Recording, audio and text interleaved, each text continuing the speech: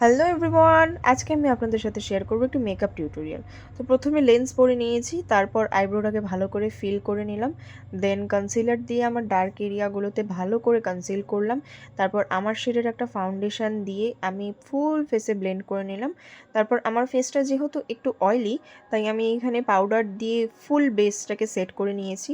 দেন আমি চলে গিয়েছিলাম আই লুকটা ক্রিয়েট করতে।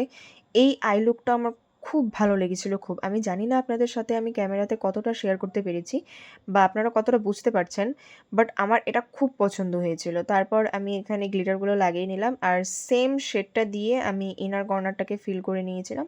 দেন লাইনার আমি পুরো চোখে পরিনি, ইনার কর্নারটাকে একটু শার্প করেছিলাম আর সাইডে একটু উইং বানিয়ে নিয়েছিলাম। তারপর আইল্যাশটাকে কার্ল করে নিয়ে হোয়াইট কাজল আমি লাগিয়েছিলাম নিচে। তারপর আমি এখানে ইউজ করছি মাস্কারা, একটু ব্লাশ অ্যান্ড এই লিপ শেডটা ক্রিয়েট করেছি আমি অনেক রকম কালার দিয়ে। কী কী কালার ইউজ করেছিলাম সেটা আমার ঠিক মনেই নেই।